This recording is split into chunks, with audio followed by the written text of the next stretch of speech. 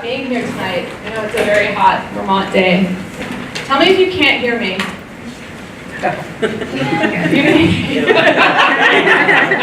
Okay. Got it. So the timing of this conversation tonight coincides with a prison strike that is happening across the nation. So the national prison strike. Yeah, we can clap. And it was an intentional coinciding to plan this event with the national prison strike. So I'm just going to give a little bit of an overview of the prison strike and why we intentionally chose to connect it. So the national prison strike began on August 21st, and it's going to run until September 9th. And it was called on by a group of incarcerated prison advocates that are calling attention to the dangerous and dehumanizing conditions within this country's jails and prisons.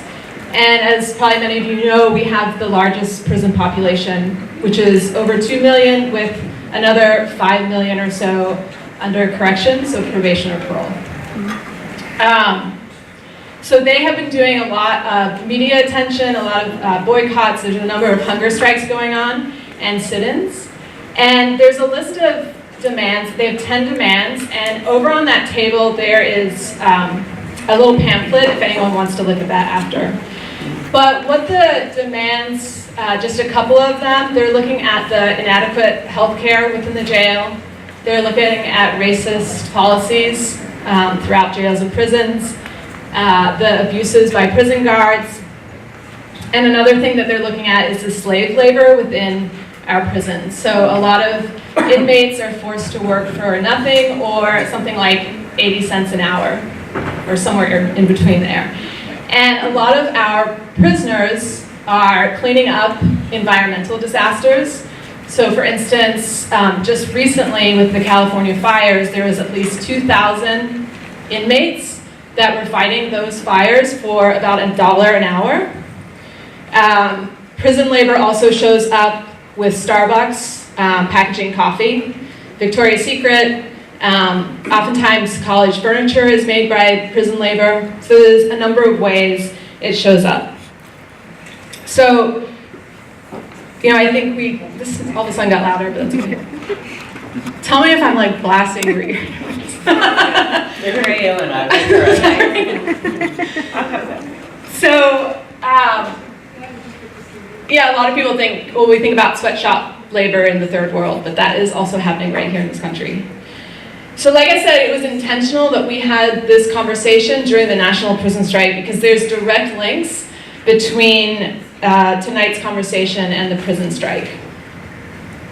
So most of us know that disproportionately people of color in this country are incarcerated, and the common denominator when we take out racial identity is that 75 to 80% of people that fill our jails and prisons are poor, and that poor people, those people living on the streets or in motels or hotels, are more likely to be fined or arrested for minor offenses, so a broken taillight or sleeping in the park.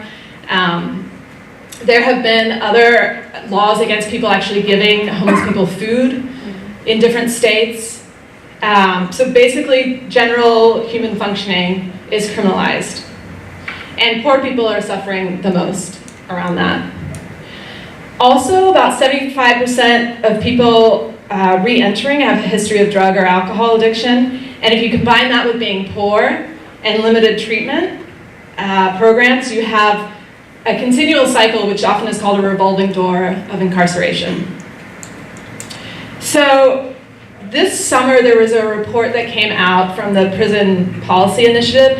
And I just want to say, because I know some people like numbers, if anyone wants to see any of these numbers, just come up to me after the program tonight. I would be happy to email you anything you want. But just this August, it came out that formerly incarcerated are 10 times likely to be homeless. So tonight, when we think about criminalization, we're looking at how it shows up in this community. And when you think about what criminalization is, it is behaviors and actions that are turned into crimes, and it's that people are looked upon as criminals. The other thing is that, the title was opposing the criminalization of poverty of this event, and I had a friend that said to me when we looked at the flyer, which was done by Emily, right here, that opposing was the most important word of that flyer. So the other thing is we're looking at tonight is what can we all do about it. So I'm going to pass it to Michaela. Thank you, following what Anna said, I'm Michaela, and because we're here to have a discussion about opposing the criminalization of the poor, there are just a few starting points that we're going to start from. And one is that people are not poor because of individual choices, and we're not going to debate that. The second is that all the people who live in our town, regardless of situation, are part of our community. And the third thing is that we are here tonight to strengthen our community, to come together and be as one. So that's what the purpose of the discussion is. So hope we can stick to those agreements. And next is Chad. Thank you, Michaela. Welcome, everyone. My name is Chad. I've been asked to facilitate, and I'm extremely excited to have this conversation and hear what everyone is thinking, feeling, and where we would like to go collectively, individually, as a community, and as Michaela said, to move towards strengthening our community. So I'll be facilitating tonight, and I'll just go over essentially kind of how we hope tonight will play out, and allow space for ideas and compassion to come out. So one thing I'd like to circle back before we start and kind of go over the agenda is something that Anna said, is people looked at as criminals. And are folks familiar with the framework of othering and belonging? Some folks are nodding their head. So, and I think I wanted to bring this into the room tonight to essentially couch this as a way this is showing up in our community and how we can have these conversations together. So othering is a term that not only encompasses the many expressions of prejudice on the basis of group identities, but we argue that it provides a clarifying frame that reveals a set of common processes and conditions that propagate group-based inequity and marginality. And I wanted to just share that because I think it does tie a very concrete thread from othering to criminalization of poverty. Yes. Yes, rephrase it? Yeah, rephrase it. I sort of lost track somewhere in the paragraph. Sure, I'd be happy to. So essentially, that this idea of the other is justification for putting groups of folks in certain categories. And by categorizing, which is a human construct, we're giving ourselves essentially an opportunity to say, those people are bad, the other is not like me.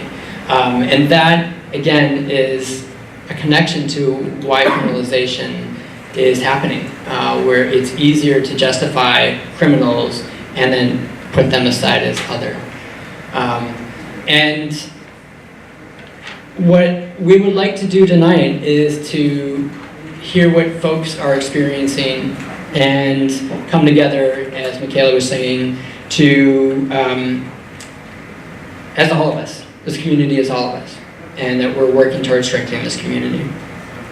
So what we're going to be doing tonight is we're going to do a short pair share. So we're going to ask people, this is a lot of people, so we're going to ask people and encourage folks to talk to folks that you haven't maybe talked to before, and share what brought you out here tonight. And then for folks who feel comfortable, we'll share that out as a full group. And then the next part we'll hear from folks to talk about how poverty is showing up in our community. We'll ask a few folks to share some things that they're working on, and encourage folks to share if you feel comfortable. And then we'll have a discussion around that. And then finally, we're going to have small group breakouts and ask 3 questions. Each group will answer the 3 questions, and then we'll have a group share out from there. The final thing is we'll end where we'll have folks be able to share where they would like to go from here, where they would like to put their energy. So that's how we see tonight unfolding. A couple of things to point out. This is being filmed by BCTV. Thank you, Maria, for offering a very last minute notice to share this. If folks do not want to be filmed, please ask myself or Maria at the end, and we can make sure that is taken care of. The other thing is, if folks would like to process this afterwards, Anna and Emily are available afterwards to talk with folks if they would to share and process what was discussed tonight. The final thing is, this is an open community forum. This is a community conversation.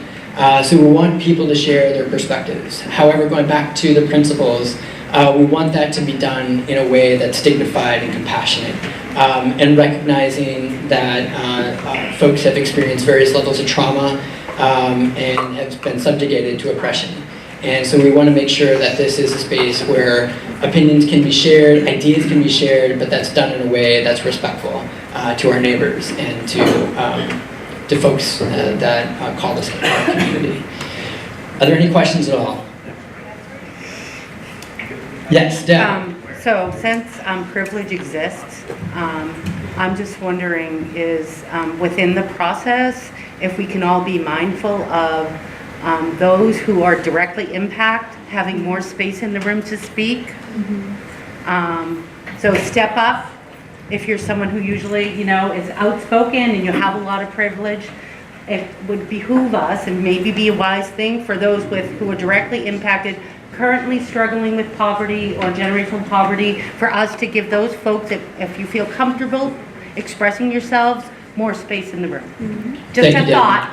And I'm very glad you brought that up because it's on my notes to say. And I'm only going to say that just because I think if we're looking for solutions, we've got to listen to those who are struggling more.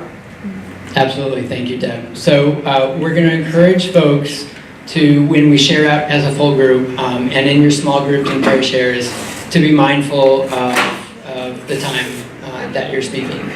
So we're going to try to keep comments in the full room to about 2 minutes, and Emily's going to help me with that. So we'll just make a note, or just let you know when we're bumping up against that. So with no further questions, we are going to move into the pair share. So what we would like everyone to do is find a person either next to you or preferably next to you, since there's so many people here, to spend, we're going to spend 3 minutes talking to each other, so in pairs, and sharing why you came here tonight, what brought you to this community conversation. All right?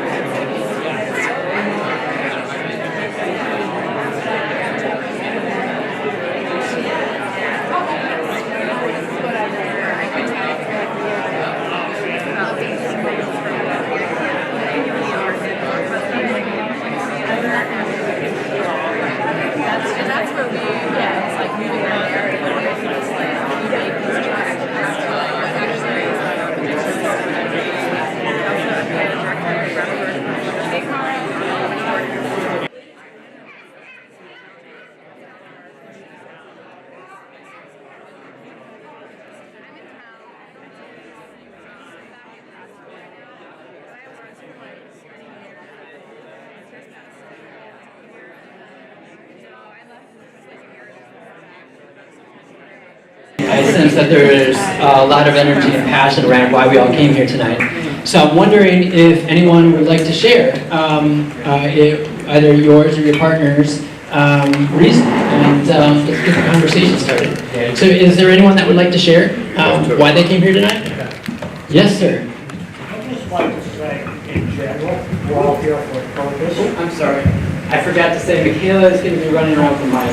Hi, my name is Ed, and I'd just like to say thank you for everybody coming, and the reason why I'm here, and I know everybody else is for the same reason, we're all here for a purpose, to help. Thank you, Ed. Keep it simple. That's true. Anyone else?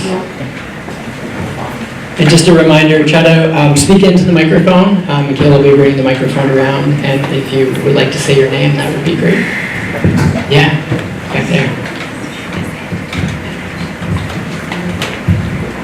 Hi, my name is Derek Wheeler.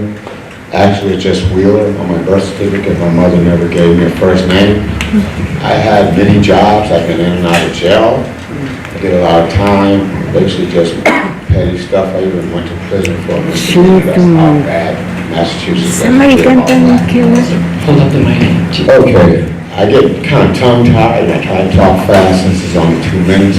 I moved away around, bounced around everywhere I went. I pretty much held a job. I struggled with reading. My mother's a teacher. I only met my grandmother once. I believe I was age 14 when I found out I had another mother, brother, and a sister. And she's a teacher in Massachusetts. They let her retire. I had a serious fight with my brother. He was on drugs, God rest his soul. He died in 2008 of an overdose. I always did hate needles. I played sports in school, Louisiana. As far as I know, I grew up, I must have been about 13 when I left there. I went to prison there, thrown in a man's camp. They found out, okay, well, he's the wrong age. They sent me back to a youth camp. I pretty much was raised by this lady. Didn't know how to fight. I believe the first year I went to school, that's when they allowed blacks and whites to go to school together. I'm up here now trying to pull myself together from this child abuse, child neglect, child desertion. Been dealing with the drop-in, some other places for like 14 months. I see people come here. To me, I feel like if you ain't white, you ain't right. I've been trying to get housing. I've held a job. Recently, I just gave it up yesterday after seeing racial slurs against small black children in the newspaper. I felt that they put me on the night shift, working alone. Somebody would come through, feel like, oh, there's a black guy. Let's just shoot him and make it look like a robbery. I got so much of this, I want to say, with Massachusetts discrimination, that nobody really want to get involved with me mentally to pull all this up, my past, everything I've been through, and actually sit down and listen. I'm working with someone now, and I like to have her take over because sometimes when I think about even looking at a word and reading, I remember the beatings I got from my mother because she's a teacher, because I couldn't pronounce words right.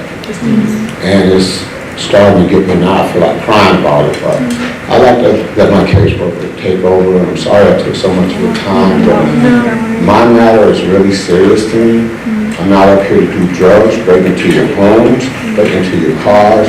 I never did it before. I don't like doing it now. You know, but to be real, like I said, I always work, but I can go to the co-ops and buy a soda and hold up a sign. Not asking for change, just asking for help, asking for a way. And people will go inside the store just because of my color and feel I shouldn't be there on the property. Someone would come out and ask me, I'm a customer. Guy came out Sunday, said, oh, well, we just had somebody come into the store and they was wearing black pants. I was wearing blue that day, blue pants. I said to him, out of 6 other people before you got to me, did you check to see was anybody else wearing black pants? But I was driving a gray truck, so I guess that's how I got pinpointed out instead of just actually saying a black guy who's driving a gray truck. So at this time, I'd like to pass over to my caseworker.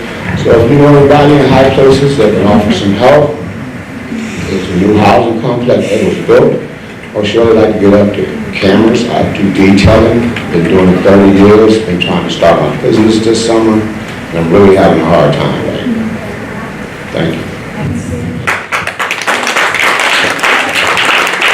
Thank you very much for sharing. Well, Derek, I think you said everything that you were nervous about saying really, really well. I think you did it in 2 minutes, and I think the only thing I would add is, you know, there was clear drops in the system between transition from home into foster care at age 15 in the education system. It should have been identified that you were unable to read the way that you needed to, and the transition from foster care into prison and then back out on the street, there's huge drops in our system where people are not offered life skills, they're not offered coaching, they're just dropped out, and I think we definitely see that. And one thing that you mentioned to me is that it doesn't feel like there's a lot of emotional support for Black men, that you're kind of pushed into this toxic masculinity role, and then it's not, while you might feel like some of, I think your words that you said were that some of your Black women had more opportunity than Black men to move into emotional support and work through some of the feelings you had, and kind of left you in anger. So that's all I would say. Yes, that's the way the system is Thank you. pretty much set up for women and kids. And like I said, when I started school, blacks and whites could not even go to school together. I mean, they was allowing blacks and whites to go to school together, but as far as like us, they was segregating the male or whoever. So thank you. The mom, the black women could not live, have the black men stay there. So how are we supposed to go on? Yeah, thank you for sharing, and thank you for sharing. That's a really complex story, and I'm sorry you had to experience a lot of that. So I think... I think Luis had something to say here. Yes, Luis. So we're going to take 2 more, and then there's a lot to share, a lot to process tonight. So Luis, yeah. Hello, good evening. I think what you guys asked was to share what we came together to understand a bit of the issue. And I think the lack of transparency on what is going on is really key to my understanding. Someone is making a lot of money on the backs of these people who were not serviced by society. And it's morally wrong and near slavery. I think it's somewhat if that person is not earning the money they are producing, and they are not also getting from society the possibility of being gain re-entrance into the economy, then it is slavery. So I think that's why it's really beautiful that everybody came here today. Thank you.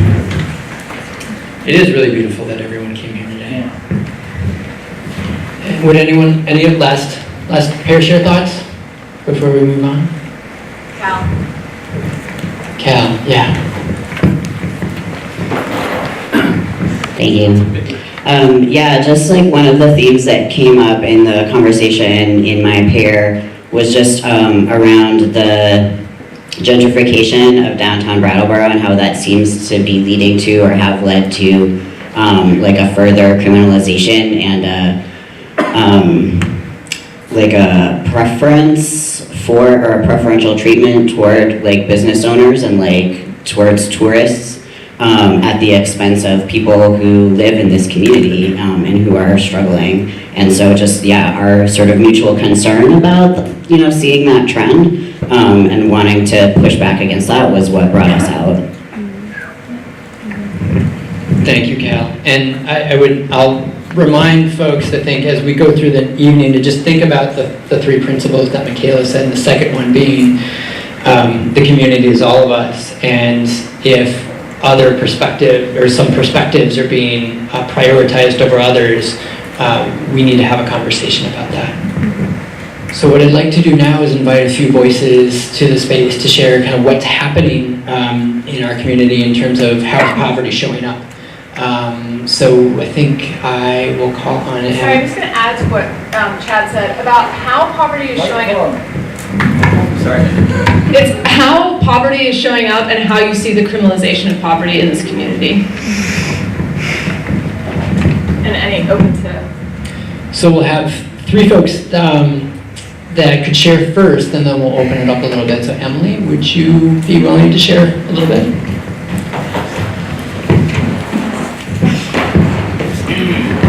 Hello, is this okay?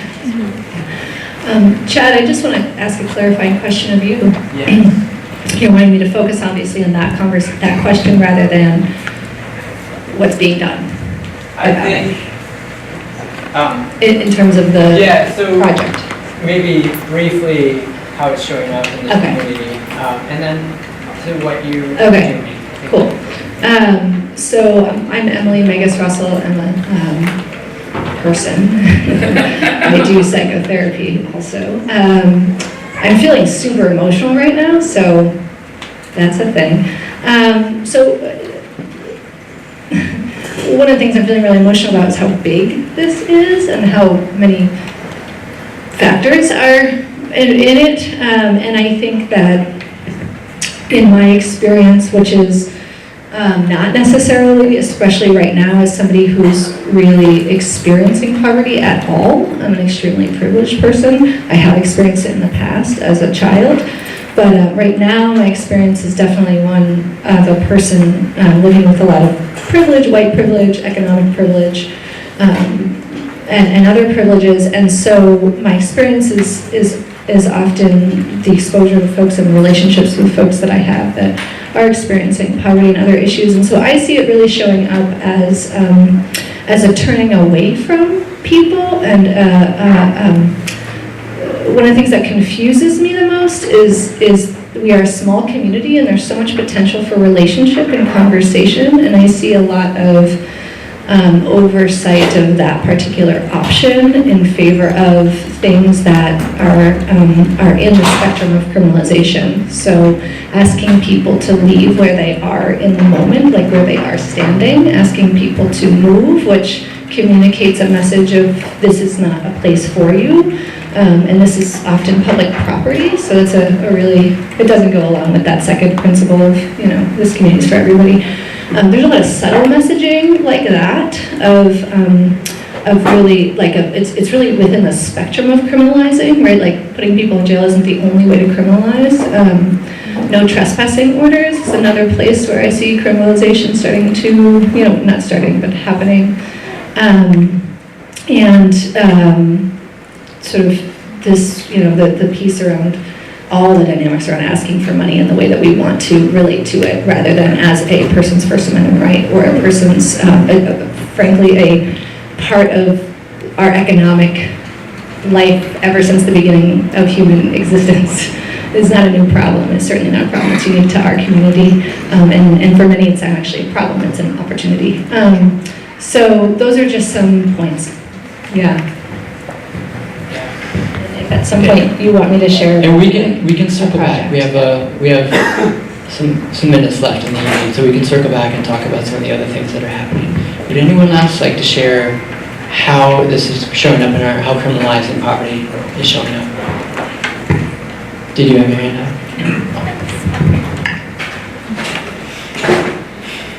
Anyone else? Okay. There's a couple. Yep. Mel. Okay. Thanks, Michaela. My name is Mel. I live here in Brattleboro, and I'm also the director of the Brattleboro Community Justice Center. Just over there, we work with a lot of folks using restorative justice with people who are in the court system, coming out of prison. And I just want to elaborate a little bit on one of the points that Emily brought up about no trespass orders, and the fact that in this town, you can be issued a no trespass order from pretty much anywhere, and it can be everything from taking a $3 beer to doing something seriously harmful to people. But what people don't know, and what I didn't know until recently, is that those no trespass orders are forever, essentially. There's no end date. And people don't know that. So 8 years later, they might say, you know, I want to go back into that store. And sure enough, the police are called because that person is violating a no trespass order. There are people in this community who can't access literally most spaces in this community without that possibility of having the police called. And oftentimes the police don't even know why that person was initially issued a no trespass order. So that's something that I see a lot of the folks who come through our doors struggling with, and it's something that our organization is committed to trying to figure out how to work with and do something about, so that people can get back into community life, public and private places where we gather and have connections with each other. So glad you brought that up, Emily. Happy to elaborate.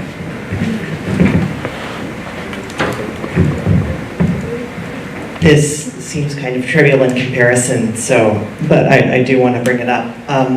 I'm on the Brattleboro Facebook page a lot, the town Facebook group, and you see maybe once weekly now, it's been increasing over the summer and into the fall, people posting and saying, oh, someone approached me in the laundromat, someone asked for money in Harmony Lot, and every time the poster is doing this horrified tone in a paragraph, and there's a round of support being like, oh, that must have been so frightening for you.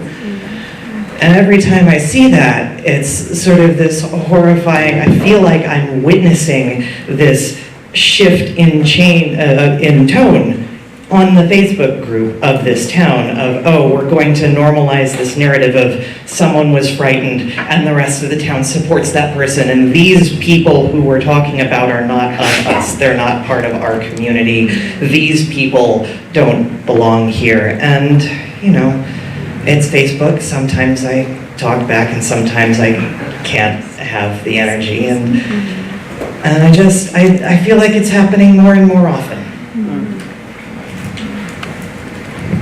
Thank you. Would anyone else like to share? Yes.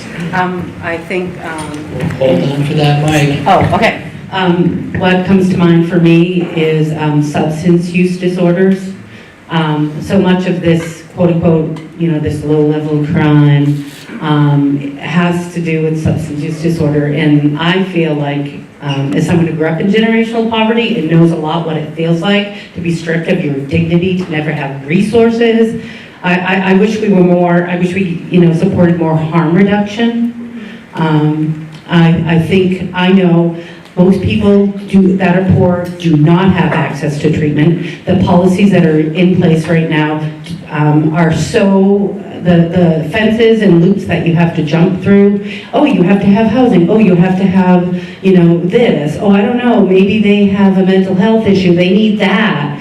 And in the meantime, we've got people who are suffering. We're simply trying to dull the pain. And I just feel like, substance abuse, which disproportionately affects poor folks, poor people of color. I think that that's where it's being criminalized. Because you cannot disconnect substance use disorder from trauma, internalized oppression, and pain. Thank you, Deb. So I think what we're hearing a lot right now is the complexity of this all, and how the sense of uncomfortableness or othering can quickly lead to criminalization. And so that's what this conversation is about, is how is this showing up and how can we address that? So the next part of today's conversation, we'd like to kind of move into that next phase and start to really look at what are the strengths of our community, how can we help those that are struggling in our community, and what steps can we each take. So what we'd like to do now is break up into small groups of, I'm going to say 5, and encourage folks to spread out throughout the main room here over the next 15 minutes. And so what we're going to do is have small group discussions based on these 3 questions. And then at 7:30, we're going to come back together as a full group, and we'll talk about of where the groups and where folks are at. Does that sound good to everyone? Yes, I can read the questions again, and then I'll be going around to each group to make sure that everyone knows what the questions are. So the 3 questions are, question 1 is, what are the strengths of our community? Question 2 is, how can we help those that are struggling in our community? And question 3 is, what steps can we take? All right, that sound good? All right, so at this point of the show, we're all gonna have to stand up, move, shuffle our way however we feel like getting, or we can stay put and have people come to us. And if you need assistance, please let us know and we can help with that.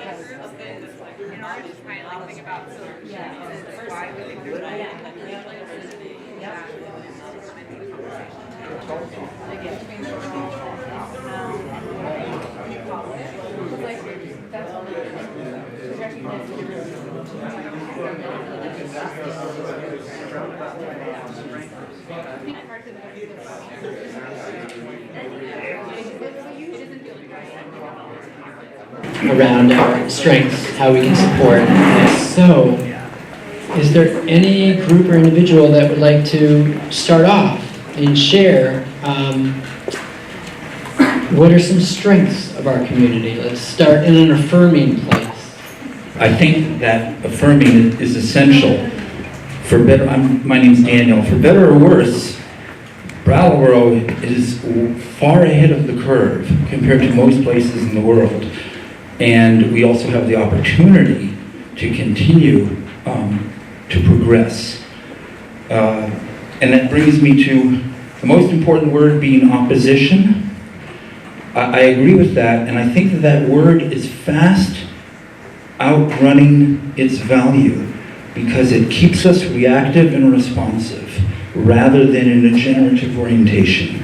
And as long as we are reacting and responding or opposing, those we oppose are calling the tune and we are dancing their dance. And that makes them a lot of money. And we have the opportunity to change the orientation. Opposing poverty, you can oppose poverty, what other problems you get? I propose creating universal economic sustainability. And it may seem like semantics, but I think it is a fundamental shift of orientation and the opportunity that we have. Touch on our anger, sure. We know we oppose. Where do we go with it? If we just keep opposing, again, we are behind the game. And I think that part of the reason Brattleboro is ahead of the curve is our vibrant downtown. And I think it's a slippery slope to lean towards vilifying those that actually are creating that economic sustainability. So if we start vilifying the very businesses that are keeping us ahead of the curve, same thing with our privilege. Yes, we have a privilege. The approach is not to reject our privilege. The approach is to leverage it into equality. And there's a difference. Yeah, there's a difference between fear of being approached and not us. We have to be careful that we don't start saying, well, the people that are afraid of being approached are not us. Because then we've created the exact negative feedback loop we don't want. I say rejoice in our vision of economic sustainability for everyone. And as long as you're staying in that rejoiced vision, nobody that's trying to oppose you is going to have all the upper hand. I'm Gershon, sure pretty much everybody knows me. I think we all pretty much have seen each other at some point or another in town. We can all pretty much recognize each other. We recognize our community members outside. Yeah, they might come up and ask us for a couple bucks, but at least we check in, see how their actual day is. I've actually had a few of the members say, I'm having a good day today, you know, there's not too much going on, I'm a little hungry, and it's like, sorry you're hungry, but I'm glad you're having a good day, you know, like, I think, and there were several other points, but for me personally, I realized, you know, just giving them a moment to like realize somebody actually wants to hear what's going on with them. I know like there was a long time ago, or not even a long time ago, like I could have been out on the streets, I could have been homeless, I could have been on drugs or whatever, and you know, I'll say I was lucky. I don't know how everyone got to where they got to. I don't know how any of you got to where you got to, but you know, we're all here, and like we all notice each other. If you know, we fall down and skin our knee, we're probably going to be bleeding the same color. So race doesn't matter. We're all humans. Like check in with your fellow person. Like, I think it's just a smart thing. That's one of the greatest strengths in this town is that we notice each other. That's one of the things.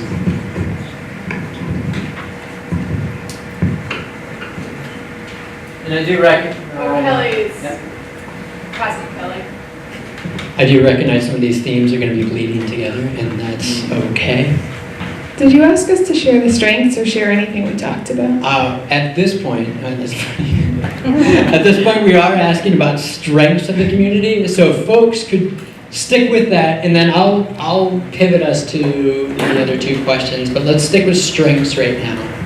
Okay. Well, I just have a thought about Brattleboro. Because what I think the discourse I hear a lot is, well, the businesses are our strength, and sometimes it's pitted against people who are on the street. If the businesses are our strength, then therefore anybody who's hurting business is hurting our town. And so I guess I want to say about that is that I see people who are on the street as a strength of our town, and not because of their situation, because nobody should be in that situation, but because when I have interactions with them, it's not based on buying and selling things. It's based on humans talking to each other. That's not an economic interaction.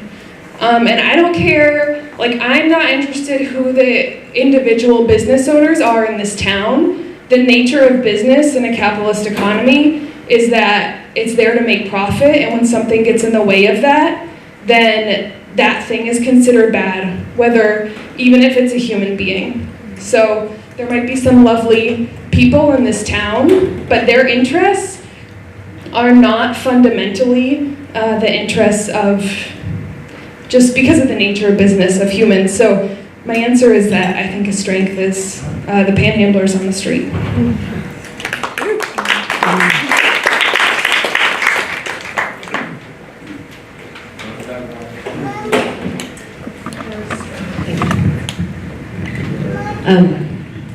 In our group, we often had strengths and then could like feel the flip side of the strength. So know that I feel the shadow side of the strength that I'm speaking. I'm just going to say the strength. we have an enormous amount going on in this town. We have community meetings almost every night. We have live music every night. There's art everywhere. There's a million public and semi-public gathering places. There are hospitable banks with dog bowls, and free libraries full of trust, and every corner of the community has that kind of vibrancy and trust, or potential for trust. Yeah, our group also talked about like public meeting space as being a real strength, and how we find that we run into each other at all these different places, and it just becomes like, yeah, a focus of sharing information and ideas. And like also the flip side of that we talked about is how so many people get no trespass orders from places around town, and so don't have access to those public or semi-public spaces. And so, like, yeah, again, one of our strengths is also like not accessible to everybody. And we were talking in our group about how those are just like, don't expire. So once you're banned from a place, like you could go back 8 years later and get arrested for trying to, go to the co-op and buy a soda or something. So just to remember, like, what works for some of us isn't working for all of us. Yeah, this kind of echoes what somebody else already said, but I think the strength is the people, like that should be primarily, and if businesses are here because they have something we need, then they should be like, making that available in a way that isn't hurting the people. And also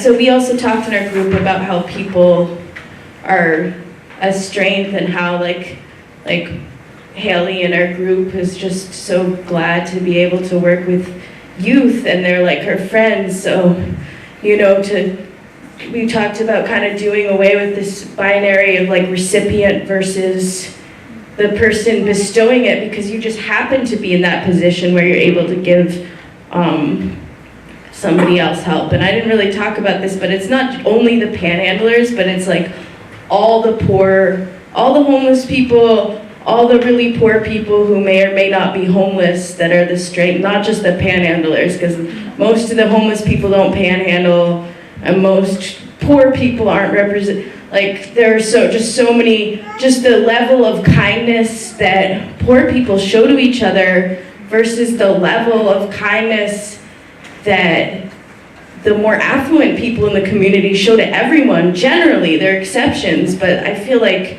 the poor people are a resource that people could like learn how to be kind and supportive of each other from. Like that's an invaluable resource. Like knowledge and kindness are also resources, not just like material things. And we all know, for capitalism to sustain itself, there have to be more people than jobs. So people who have jobs and are afraid of like, they're one paycheck away from maybe not being able to pay their bills, and then vilify people who don't have a job are just shooting themselves in the foot, because like if there were as many jobs as people, then people would be able to create fair working conditions and have good wages. So but I think that's what, like on the Facebook page, that's what a lot of people don't understand. They don't understand that there are only so many jobs and so much wealth, and it's not going to be distributed equally, and it doesn't make this person lazy or a bad person.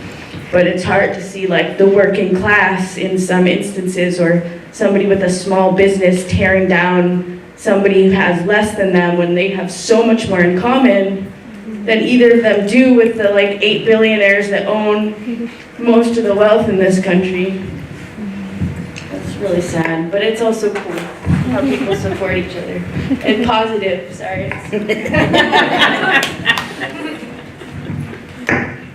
We're capturing this in a multitude of ways, so I'm capturing as much as I can here for it to be posted behind me, which is not helpful for really anyone. So PCTV is capturing it as well. I think one of the strengths this community is starting to really show is respect for the older generation.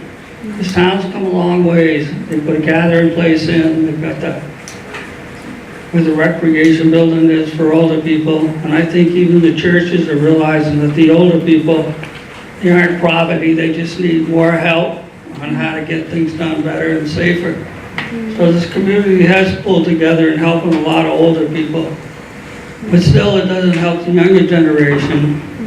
But it's taking care of some of the older problems so they don't fall out. So I think we can all be really thankful that the older generation is doing better now. Medically, there's 100 doctors, and they all charge an arm or a leg, but at least you can get some help somehow.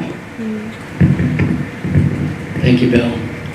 So let's take a couple of more strengths, and then we'll move on to our second point. And we do want to leave some time. We are going to try to wrap up around 8, but we're also going to leave some flexibility if people have more things to say.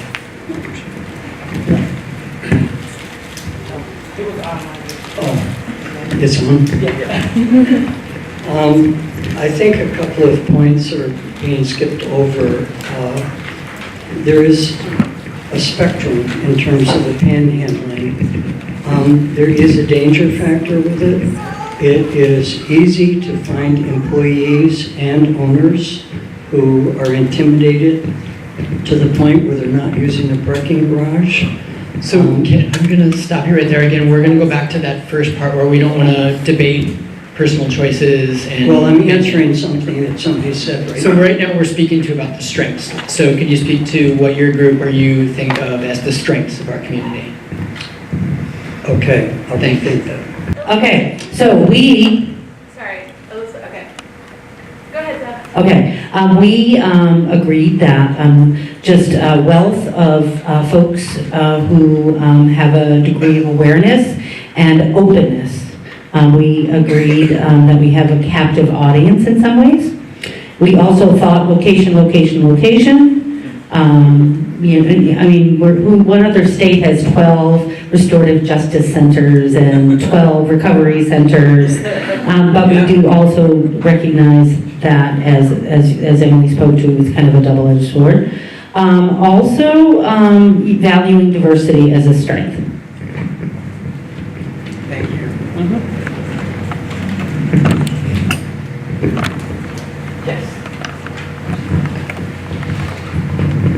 It's a quick one, but so many people in our community know our community's history and can speak to it readily. And some of that's sort of the history of what has been here. You know, people refer to places as what they used to be, and we, even after we discussed it, we did in our own conversation. But it also means that we can, we have a ready opportunity to learn from what has happened before.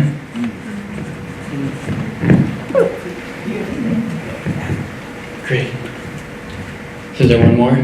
I'm sorry I was late. I just wanted to say one more thing that maybe nobody said, but being at everyone's books on a regular basis, we get incredible people from outside of our community coming through this town every day, especially not from like March through April, but through the nicer times of the year. We get a really amazingly interesting and creative and brilliant diversity of people that come through the community, and it seems like if there was a way we could somehow, I don't know, I just don't even, I'm not smart enough or creative enough to think of how we could sort of make the poverty in our community something that is, I don't know, presented in a way that a lot of these compassionate people would have, you know, feel sympathetic about it, whatever. I don't know, but I just know we do get an amazing amount of people that don't live here who are truly wonderful, who come through our community, so definitely a strength. Thank you, Nancy. And that's why we're all here tonight, because we're a bunch of creative thinkers that can do that together. So I'm going to move us along to the next part and looking at how we can support, how we can help those struggling in our community right now. So let's open it up to folks that would like to share how you would like to, or how we can support folks in our community. One way that we can support people is to not assume that we know them, or that we know their story, or what their surviving. Even people who seem like they have it made, they have their own struggles that they face.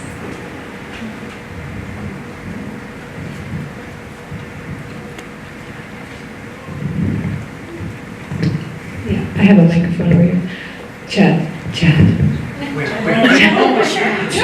There you are. I see my daughter maybe getting close to her bedtime, but so I might have to skip out. But I wanted to take a moment, if possible, to share about an effort that I'm participating in, and others in this room are participating in as well. And I have some handouts. I only have 10. I underestimated you all, but I will leave them over here that you can reference. And others in the room, which I'll ask to raise their hand in a moment, also have information about this. So I recently read the book Emergent Strategy, which you haven't read. It's amazing. And it inspired an idea for me, which was, that is now sort of others are involved in, which is we're calling very uncreatively the community organizing effort. And I'm open to names.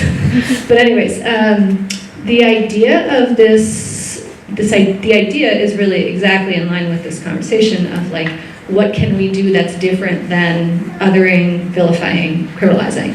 I'm just gonna hold up this image real quick because you won't be able to see it much, but it'll help.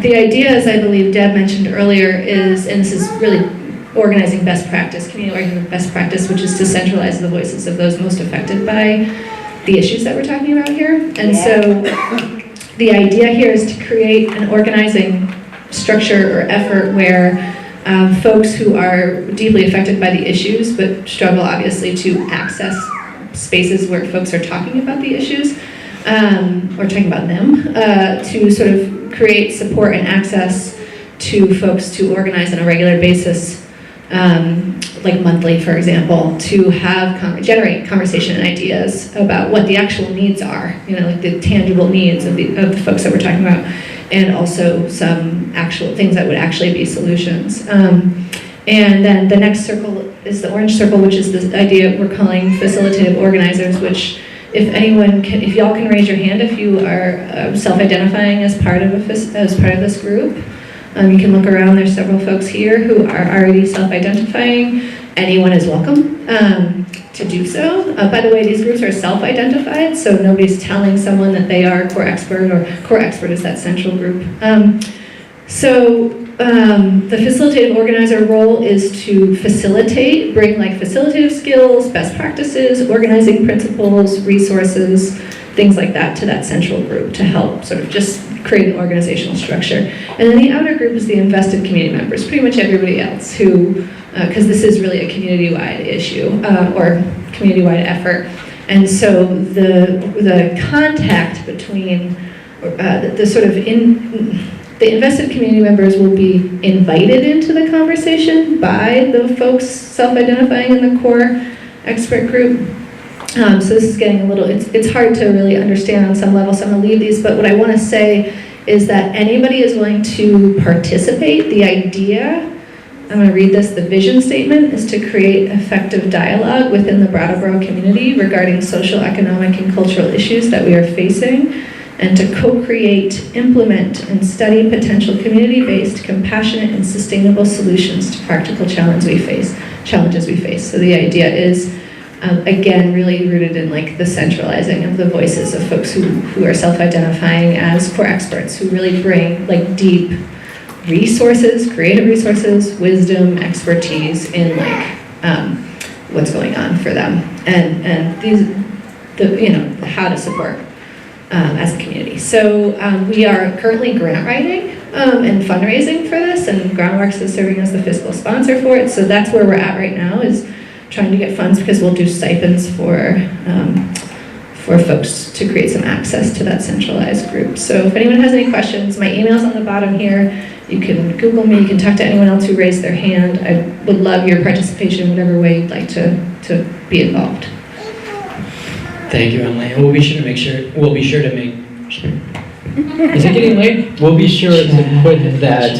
We'll be sure to push that on this microphone. I think I'll go ahead and share.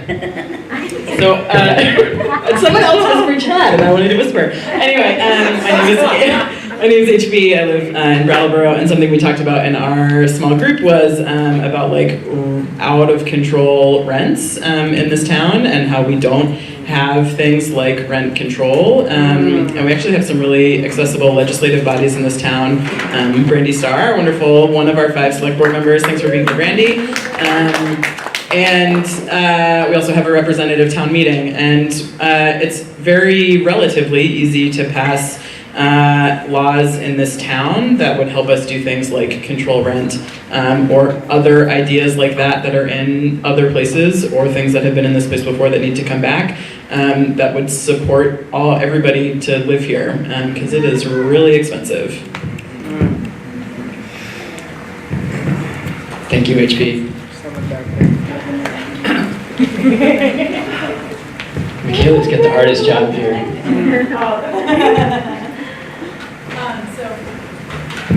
So, going off an idea that's happening in another place, we thought about San Francisco and the city ID, like a citywide ID that you don't need a US birth certificate for, that you could potentially use a shelter address for, and that you could do almost everything with, like buy alcohol, which some folks cannot, especially some immigrant folks.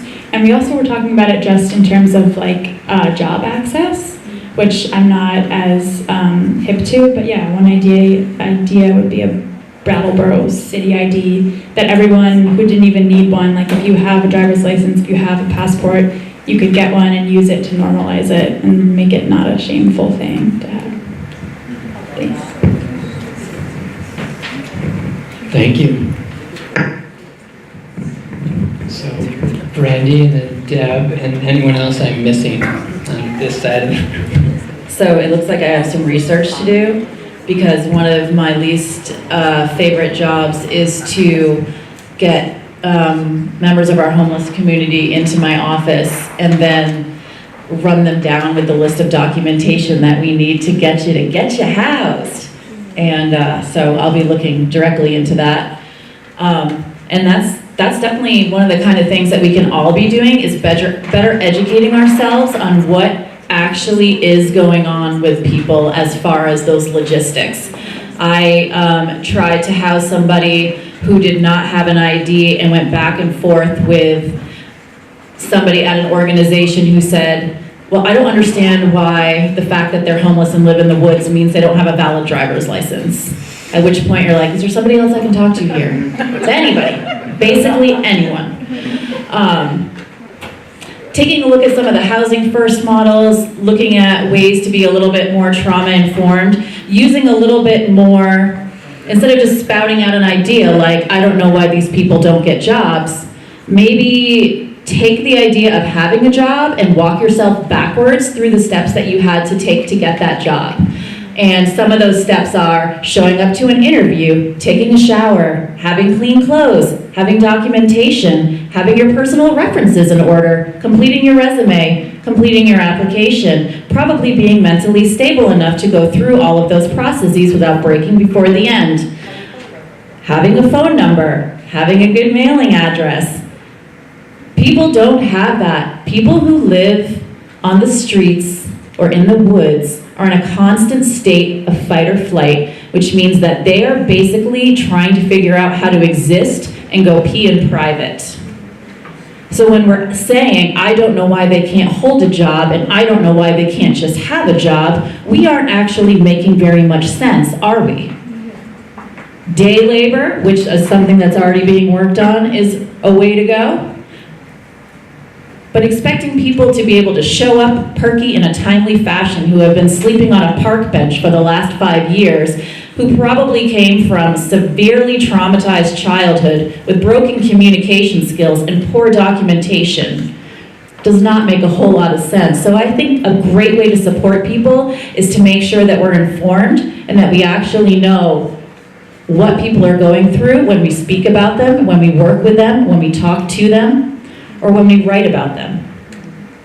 Hey, Brandy, sorry, can you also just name a few of the ordinances in this town that do criminalize the poor? Well, I'm not, so I was just asked to name a few ordinances in town that do criminalize the poor. And I would say that there are two right off the bat that I would want to take a look at. One of them being the no camping in public areas, and the other one being our current ordinance on the books, which is already being looked at, which is called a begging ordinance. And my apologies to basically everybody who had to hear me say that out of my mouth. Those are just two of the ordinances that I think criminalize being poor. Basically, they can't afford, our fellow community members can't afford to camp in a campground. They're not housed, but they also can't camp somewhere safe like a park or a common overnight. So they're sleeping in the bushes, coming to my office covered in poison sumac, wild poisonous parsnip, poison ivy. They're wet, they're cold. Maybe they're sleeping on a park bench because they're too traumatized to be in an enclosed tent. Basically, we don't make it easy for people to exist and to function in society, and then we criminalize them for not being able to exist and function in society. So those are two ordinances. I'm sorry I can't think of more off the top of my head, but I'm sure we could. Thank you, Brandon. So I'm gonna call on some folks. I'm gonna call on some folks that haven't spoken yet. So I'm gonna make sure. So in a minute, and so would you like to be able to speak? Sure. Yeah. Hi. So I think something that comes up for me a lot is that when we're talking about steps that we can take against the criminalization of poverty, the priority should be making sure that people who are going through poverty get resources and helping them to address their needs. And that needs to be the priority before making sure that their poverty is presentable. Especially before making sure it's presentable to people who are coming in from out of town. Those people are great, and I'm happy they're here, but their needs are not a priority to me when I see that there are people living in this community who are struggling with much more difficult circumstances along the lines of what Brandy has mentioned, what a lot of other people have mentioned this evening. So I appreciate that the Housing First model was brought up, because I think that is along the lines of the things that we need to be doing. We need to make sure that people get resources to help them. Thank you so much for your advocacy. That phrase really got to me personally. As someone who's been poor and homeless, I don't like the idea of people's concern being making their homeless presentable over taking care of their needs is Thank you. So let's take a couple more here on the support side, and then I want to get to the last part before we sign off. So we've got two hands. I saw your hand first.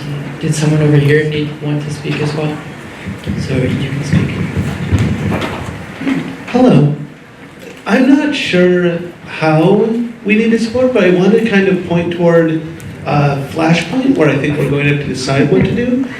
I'm not sure if people know that yesterday the ACLU sent a letter to our city, among 5, including Bar City, Bennington, Montpelier, Rutland, and Winooski. All of us have anti-panhandling laws that are understood to be unconstitutional, according to cases that the ACLU has successfully prosecuted. So this letter is now passed to our city. I think part of how to, so a question for anybody here is not only how do we best serve the people who live on our streets, but to ignore this matter and to continue having a potentially unconstitutional law in our books means that our city could be heavily litigated against. So anybody concerned about the city, even if they weren't to be concerned about the poor, should be urgently trying to remove the anti-panhandling laws we hold. Thanks. I don't have a mic anymore, so. I'm really grateful to hear that that can just segue from that we really need lawyers to represent us because so many policies that we are living with are rooted in colonization and oppression, and so just the underfunded nature of like the resources we do have access to and the underrepresentation can be challenged by having lawyers, and the process of becoming a self-representing litigant through the judiciary e-cabinet is something I've just had to start doing over the last 5 months to survive, and I am studying how to unionize self-representing litigants in Vermont, and just because like no lawyers will work with me, and so I'm having to like learn a lot, but I can't go to the Supreme Court alone. I really want people to join in with joint appeal proposals with me against discrimination from the police and economic services and the Department of Labor and more. Like in every facility that I encounter, there's not that much diversity. It's Vermont. Yeah, it was like the first state historically to criminalize slavery, but with the Underground Railroad, and since then, there's been like no real acceptance of people of color and minorities and other marginalized people here. So we need more representation and we need more people listening.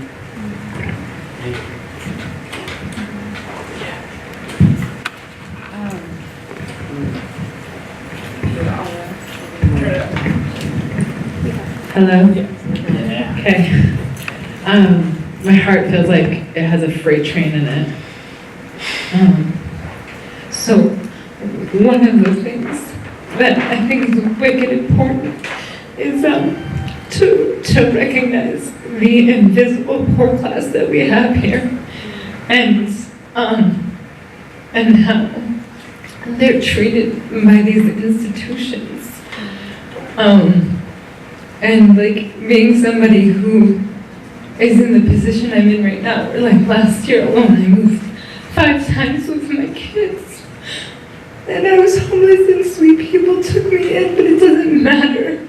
And like what happened because of Wyndham Housing Trust and these organizations that we have that are also criminalizing people and like checking themselves and checking their intentions. When I see those flyers in every poor person's yard, they don't get to just live.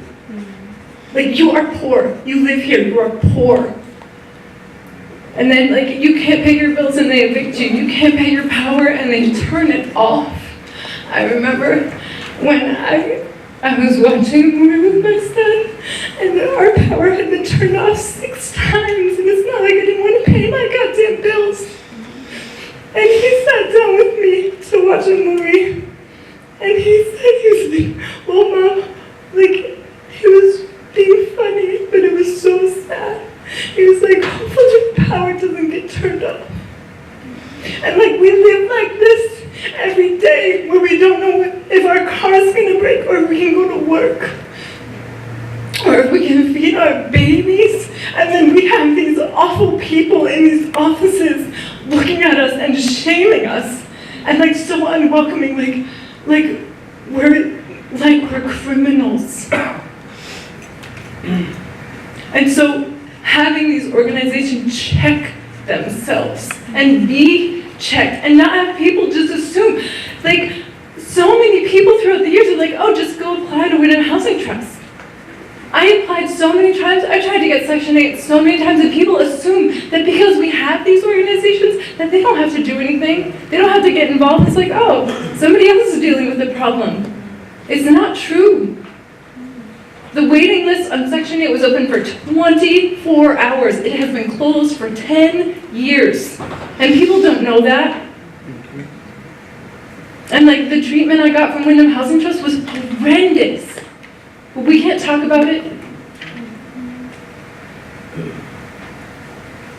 And we're angry, and I'm so angry, and I want to go, and I want to help them. I want to be on the outside of that circle.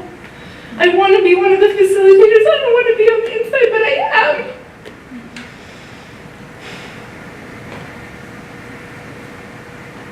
And I have to own it, and there needs to be room for us to own it. And like last year when I knew I was about to be homeless, I had reached out to people, and there are people who pretend not to know me, who for years smiled at me when I ran Kids Place. I was no less poor then. But you stay in hiding so that they don't put you down there. So they don't cast you out.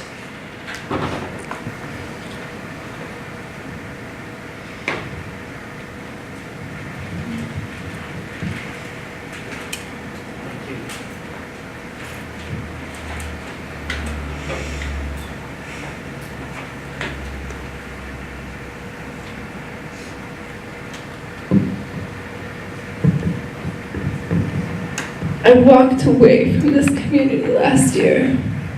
I was just gonna leave. I've called this my home. I was homeless here when I was a teenager. I've called this my home since I was a girl. I chose this place, and I came back here to raise my babies. And I have been so goddamn dedicated beyond my limits. And then to be in a place where the community can turn their back on you. There's nothing more heartbreaking, and I wanted to just leave. And I didn't. I'm still here. I got stuck here because I didn't have a goddamn car to leave. Like, divine intervention. And when I saw this conversation tonight, I saw hope. And to see all of these people here tonight gives me hope that we can have real conversations and really make this movement possible for everyone. So thank you. Thank you. And I think that's what we're doing tonight is folks are showing up here and being vulnerable and sharing stories and sharing ideas. So I want to thank everyone for that. Chad. Yes, Deb. I do have to make one comment. So Deb, before you do say that, and Okay, just, I'm sorry. I just want to check in with folks. It is getting late, folks have kids. I don't want to cut off the conversation, so if you do need to leave, we totally understand, but I'm seeing people still wanting and really passionate about staying, so if folks need to leave, please feel free to do so. But we're going to speak for just a little bit longer, and then I think we're going to try to wrap things up. Okay, just one point, and I hear this every single day, the work that I do, what it's like, the disconnect between those who are helpers and those who quote unquote need help. And I would have to say, I'm a big proponent. So many of the amazing organizations that we have are well-meaning and they're trying to help folks, but they are comprised of folks, their boards, of folks who have a lot of privilege and time. If we really want to change the story here, we need to start having our nonprofit boards be majority run by people who are directly impacted by the vision or the mission that they're trying to create. I know the recovery, thank you. The recovery centers, they require 51% of representation on their boards. If you really want to reach people, you need to hear what Elizabeth has to say. She needs to be not just interviewed, she needs to be in a position of power, and she needs her voice, and the choices that are made and the directions need to come from the people who are directly impacted. Just saying.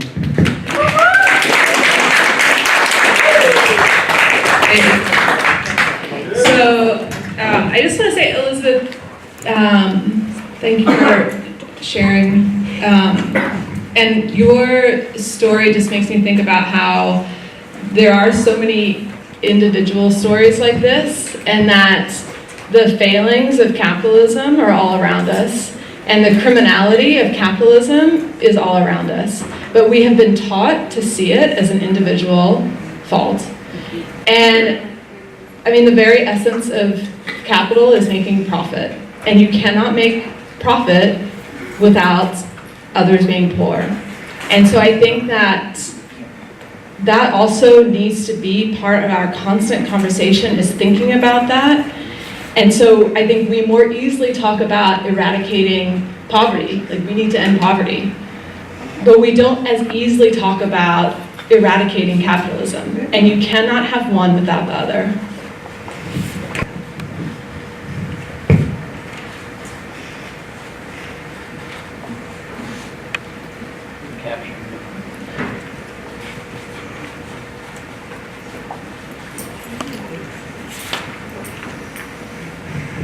So with the time that we have remaining, let's get into the question of what steps can we take? And we've shared a lot of those already, and how I've been thinking about this in my own work, in my own world, is where am I putting my energy?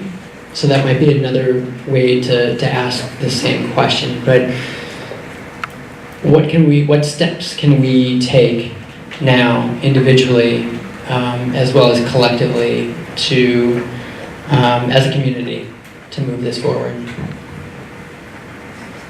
And by this, I mean getting rid of the criminalization of poverty. Yes. I just have a quick question. When are we doing this again? That's my only question, is when do we reconvene? When do we do this again? How do we continue? We've been asked this a number of times, and I'll just say these conversations have been happening for years. I've been in town for 13 years. They've been happening ever since I moved here, and it's not just one group that brings them up. It's individuals that care, it's groups that care, it's youth that care. So I would say, if we want to have these conversations again, let's get together and do that. Do you all have anything to add to that? Yeah, we like all kinds of ideas. So a lot of times when I have time with my kids, we try to work on bizarre things. So I'll have them all sit down and like pick one thing they want to do, one thing they want to do, one thing they want to do. And we'll all get together and we'll try to like modge podge a project. So my idea right now is like, why don't we all go home, write down one thing that would be possible, and the next time we all get back together, let's talk about it. I mean, I'm nobody, just a person in town, but I think it's a good idea. Like, if we all just like take a look at everybody else's idea. There's plenty of people here that can like move things, you know, so why not throw some ideas out for next time, like actually have ideas for next time that, something that can actually work and do something.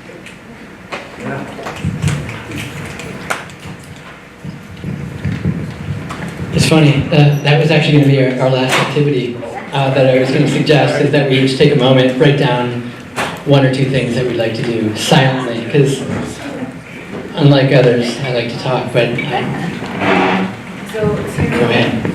two liberating points. The 2 points that will liberate people from poverty are basic income right protections and survivor reparations. And survivor reparations can start coming from the Crime Center Victim Services, which requires currently either the police or the state attorney general of a county to grant what's called probable cause, which is like them evaluating what information they have about your case, which is very sparse and minimal, and saying, yeah, maybe that probably happened and they deserve some compensation for whatever damages they're claiming caused to them. And so what needs to happen to have more people get access to survivor reparations is to have community health networks and medical professionals to have equal authority to share that probable cause qualification to Crime Center Victim Services. Because people managing their client cases are going to have a longer term relationship with that client, and they're going to understand that client more than the police or state attorney general could potentially ever, especially when those people won't meet with them in person or over the phone, or only have a secretary allowed to pass messages along. And basic income is going to come through the Department of Labor. Another detail about survivor compensation is that right now the Department of Labor will only qualify survivors of violence and abuse if they were getting employment income of over $2,100 a month. So that means, because like the federal maximum for people dependent on SSDI, Social Security Disability income, is $1,100 a month, that means everyone who is on disability, they don't qualify for survivor compensation if they have to leave a place because they were abused. So that just is, that's kicking poor people down a lot more. And so those are two major issues that can change to liberate people's quality of life and financial security. Thank you. Anything else? What else?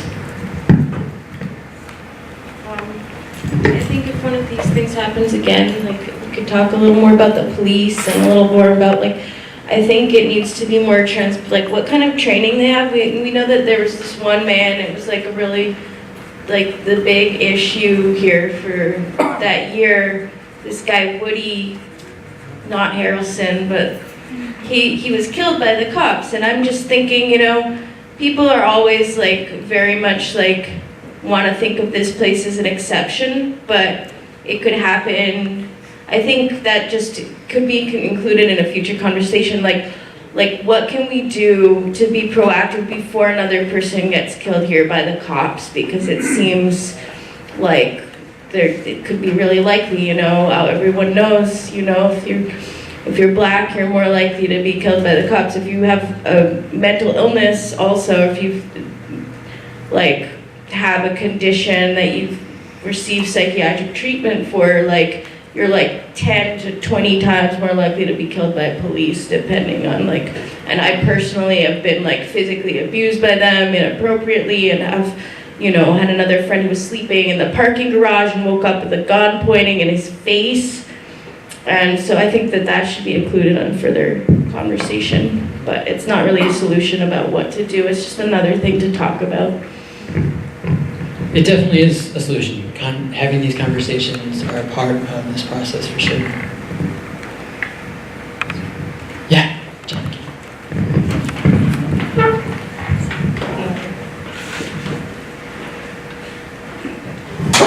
I think this has been certainly a very important conversation, but I think, Chad, you're right that these have occurred in the past many, many times without our moving forward very much. But I think we'd better be very careful in understanding that we're in transition to a next stage of enormous control, and I will call it fascism.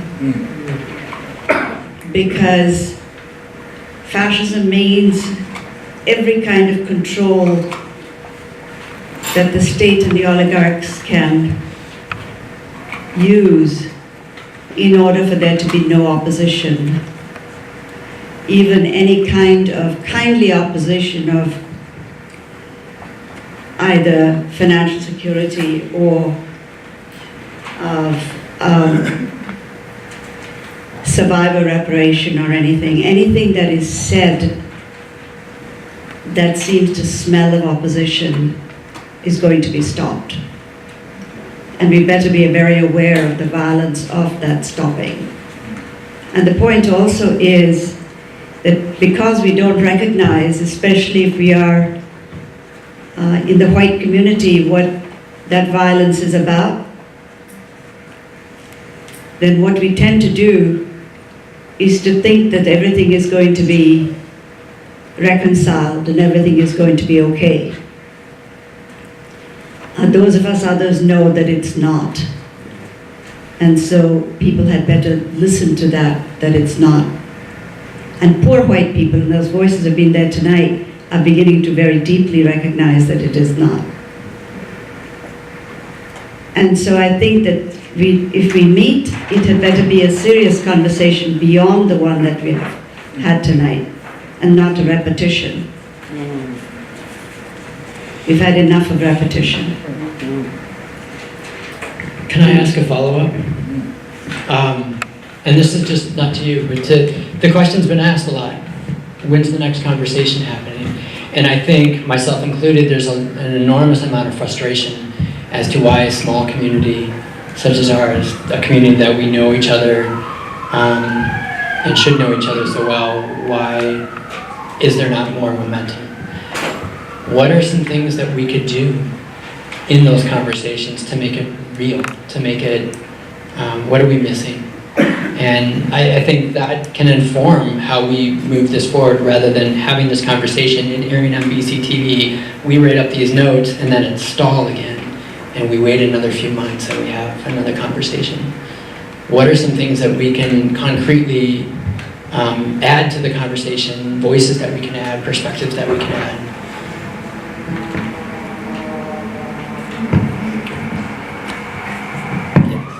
I'm sorry. No, I'm just going to see if anyone else. The mic was handed to me. Does someone else want it? Someone? I'll arm wrestle you. Well, I would love to see the town reverse and inverse all of the flags, all of the American flags, and also put on the up the indigenous nations and First Nations flags to recognize that this is their land. And I think I can be wrong. I'm not gonna try it. Mohican, I think that this is part of the Mohican territory, and the Abenaki and the Iroquois. But yeah, if we want to send a message that fuck fascism, then we really, like, that is, it's an aesthetic thing, yeah, just to reverse the flag, but it's also the sentiment of recognizing that the country and nation is in crisis.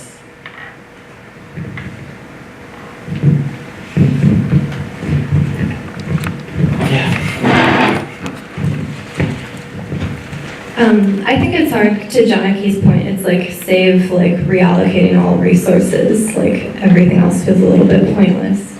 But I think if we look at models, I really appreciate HB's comment about looking at like rent control and looking at other models of how do we stop relying on institutions and how can we see the power in ourselves. Like, do we really need to call the cops ever? What are models of de-escalation that we have inside ourselves as individuals, or how can we call individuals on the street together to help someone in need? So I think in the next meeting it would be useful. There are people in our communities that are implementing alternative structures, and how could we begin to implement alternative structures?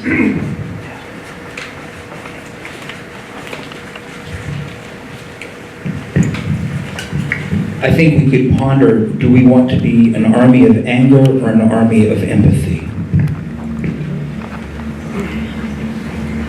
I would say we need to be both. And that I'm not scared of anger. I feel like my anger propels me to do what I have to do. And so, I don't know, sometimes I feel like, and I know a lot of people work and have a lot of things to do, but when I heard your story, I feel like we should just all show up with you, and you're not by yourself. Like, I think that showing up is part of it, and figuring out like for whom we have to show up and how, and so that people know you're not alone. And I know that there are different voices that hurt. It's like if I go to WIC, I'm talked to a different kind of way because I'm not having it. Like if they talk down to me, I'm like looking at you crazy, but they do. And there are different places that they have a certain, I don't know what they call it, motivational talk, or like they meet you where you are. But I'm like, you don't know where I am. But based on the way I look, and sometimes it works to my advantage, people assume that I'm struggling, and I'm like, all right, if you're gonna give me that. But that's always on the table because of the way I look. And I think that we should definitely show up I think that we should have street medic training. I think that we should have Narcan. I think that we should be present for each other. And I think that really taking clear steps and to know that people are vulnerable. And that I feel like what I heard from Janaki too is not just about reallocating resources, but that there is real danger. And we should know that and be prepared for that, but also use our anger to show up for other people and figure out ways that we can do that in a concrete, for real. So I'm going to take 2 more quick comments, and then we really do need to wrap up as the library is closing. I have the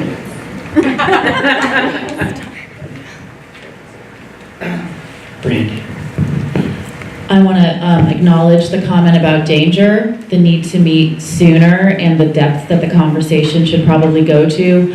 I think a conversation like what we had tonight is really good to be televised and aired wherever it needs to be aired on social media. I also think we should have consideration on, at some point, do we need to shut off cameras and go deeper than we might be willing to go, considering danger, and have real conversations about radical change.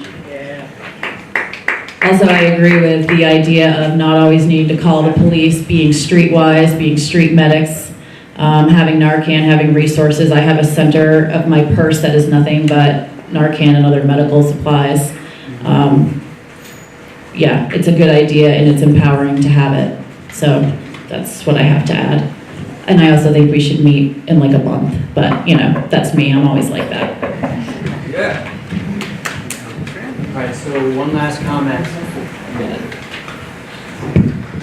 Yeah.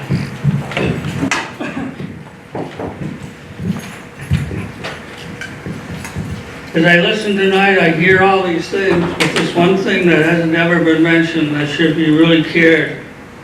Why aren't we talking about educating our youth? We spend all this time with poverty of adults, but if we don't take care of our youth better, we're going to have more. We're going to have 3 times the amount of problems. Our education system isn't working.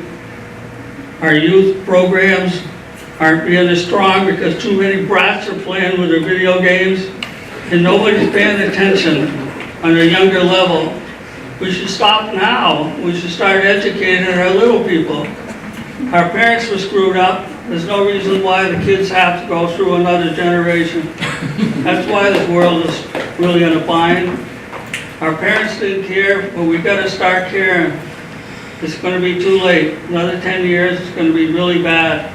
We have to start educating our kids, tell them what society is, teach them what's right or wrong.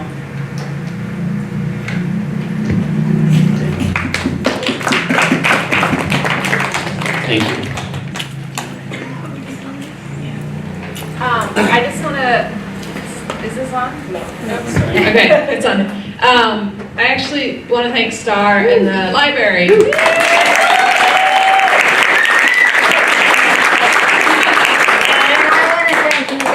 I cannot tell you how wonderful it is to have this opportunity and to have a microphone and to be able to be a part of all this. And so thank you for being here. Thank you so much, and thank you for caring so much, and thank you for this awesome staff that pulled out all the stops. And Dan, who came and did the tech to have, so everybody can use the microphone. So come back soon, and I will just say that on behalf of the staff and this institution, we're doing a lot to look at our policies to evaluate how we can best serve everybody in this community, and I really appreciate any feedback I can get. So thanks.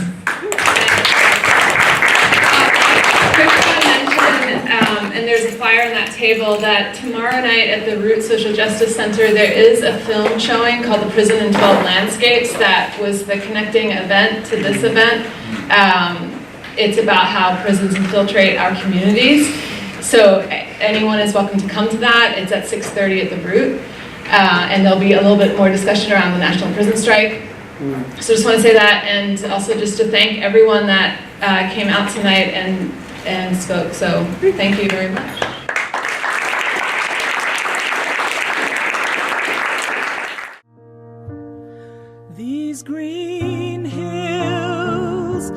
and silver waters are my home. They belong to me and to all of her sons and daughters. May they be strong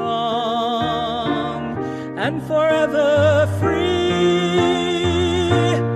Let us live to protect her beauty